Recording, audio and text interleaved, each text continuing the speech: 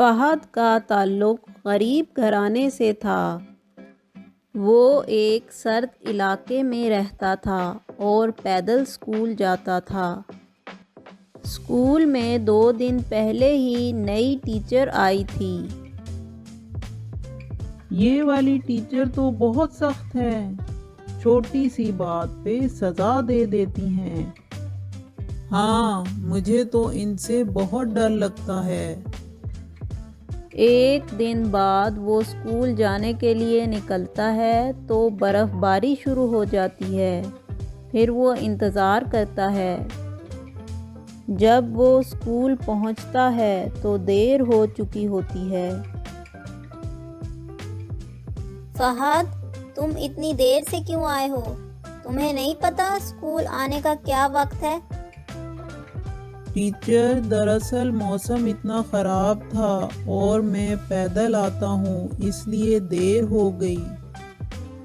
تم پیدل آؤ یا گاڑی پہ آؤ، اس سے مجھے کوئی واسطہ نہیں ہے۔ دیر سے آئے ہو تو باہر کھڑے رہو، یہی تمہاری سزا ہے۔ میڈم، باہر تو بہت سردی ہے اور برف باری بھی ہو رہی ہے۔ تو پھر اسکول وقت پہ آنا تھا نا، اب جاؤ اور باہر کھڑے ہو جاؤ۔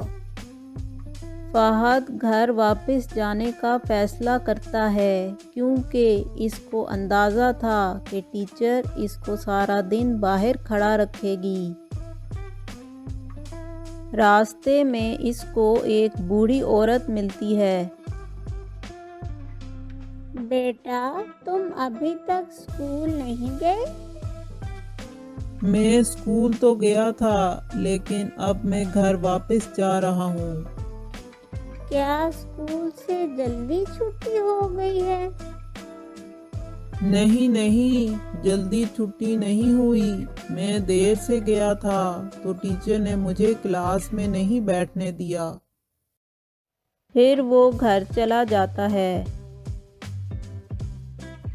2 دن بعد ٹیچر سب بچوں سے کہتی ہے، اگلے ہفتے سے سب بچے انگلش کی دوسری بک لے کے آئیں گے، یہ کتاب ہم نے پڑھ لی ہے۔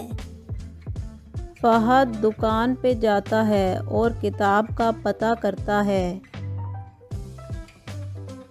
اس کتاب کی کیا قیمت ہے؟ یہ 500 روپے کی ہے۔ یہ تو بہت مہنگی ہے، میرے پاس اتنے پیسے نہیں ہیں۔ کیا آپ کے پاس اس طرح کی کوئی پرانی کتاب ہے؟ ہم پرانی کتابیں نہیں رکھتے، اس کے لیے آپ کو دوسرے بازار جانا پڑے گا۔ مایوس ہو کر وہ گھر چلا جاتا ہے۔ 1 ہفتہ گزر جاتا ہے اور پھر وہ اسکول جاتا ہے تو ٹیچر پوچھتی ہے، کیا سب بچے کتاب لے کے آئے ہیں؟ اگر کوئی کتاب نہیں لے کے آیا تو وہ ادھر سامنے آ کے کھڑا ہو جائے۔ فہد سامنے آ کے کھڑا ہو جاتا ہے۔ تم کتاب کیوں نہیں لے کے آئے؟ میڈم، دراصل کتاب بہت مہنگی تھی اور میں پرانے بازار جا کر وہ کتاب خریدنا چاہتا تھا، لیکن موسم کی خرابی کی وجہ سے نہیں جا سکا۔ آپ کچھ دن کا وقت دے دیں، میں وہ کتاب خرید لوں گا۔ باقی بچے بھی تو کتاب لے کے آئے ہیں، تمہیں کیا مسئلہ تھا؟ دراصل میرے والد ایک کسان ہیں اور ہمارے پاس زیادہ پیسے نہیں ہیں۔ اگر تم کتاب نہیں لائے تو کلاس روم میں بیٹھنے کی کوئی ضرورت نہیں ہے، باہر جا کے کھڑے ہو جاؤ۔ میڈم، ایسا نہ کریں، مجھے 1-2 دن کا وقت دے دیں۔ جب کتاب خرید لو گے تو اسکول آ جانا، ابھی تم باہر کھڑے ہو جاؤ۔ فہد کے آنسو نکل آتے ہیں۔ وہ کچھ دیر باہر کھڑا رہتا ہے اور پھر گھر جانے کا فیصلہ کرتا ہے۔ راستے میں اس کو دوبارہ وہی بوڑھی عورت ملتی ہے۔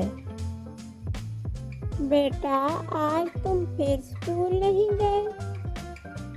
نہیں، ایسی بات نہیں ہے، دراصل اسکول میں نئی ٹیچر آئی ہیں اور وہ بہت سخت ہیں۔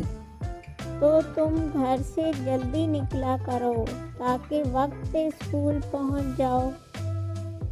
یہ بات نہیں ہے، دراصل میرے والد ایک غریب انسان ہیں اور ٹیچر نے نئی کتاب لانے کو کہا تھا، لیکن میرے پاس پیسے نہیں تھے اور پرانی کتاب لینے کے لیے مجھے دور جانا پڑتا، لیکن میں موسم کی خرابی کی وجہ سے نہیں جا سکا۔ بیٹا، تمہاری ٹیچر کا کیا نام ہے؟ ٹیچر کا نام تو میڈم صفیہ ہے، لیکن آپ کیوں پوچھ رہی ہیں؟ کچھ نہیں، میں سوچ رہی تھی کہ اگر ملے گی تو اس کو سمجھاؤں گی کہ ایسی سختی نہ کرے۔ وہ بھلا آپ کی بات کیوں سنیں گی؟ وہ سمجھنے والی نہیں ہے۔ پھر وہ گھر چلا جاتا ہے۔ اگلے دن جب وہ اسکول جاتا ہے، میڈم صفیہ، آپ کو اور فہد کو ہیڈ ماسٹر صاحب نے اپنے آفس میں بلوایا ہے۔ فہد، ادھر آؤ۔ جی میڈم۔ کیا تم نے ہیڈ ماسٹر صاحب سے میری شکایت کی ہے؟ نہیں میڈم، میں ان کے پاس نہیں گیا۔ تو پھر آخر انہوں نے ہم دونوں کو ہی کیوں بلوایا ہے؟ میڈم، اس بارے میں مجھے بالکل بھی نہیں پتا۔ اگر مجھے پتا چلا کہ تم نے انہیں شکایت کی ہے تو دیکھنا میں تمہارے ساتھ کیا کرتی ہوں۔ پھر وہ دونوں ہیڈ ماسٹر کے آفس میں چلے گئے۔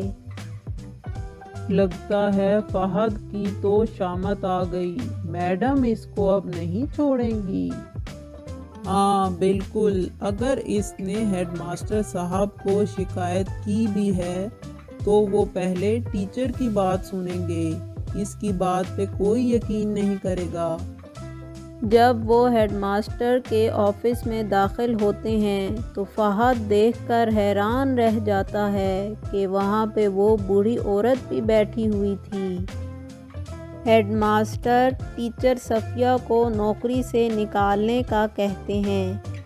ہیڈ ماسٹر صاحب، فہد نے آپ سے جھوٹ بولا ہے، ایسا کچھ نہیں ہے، آپ اس کی بات پہ کیسے یقین کر سکتے ہیں؟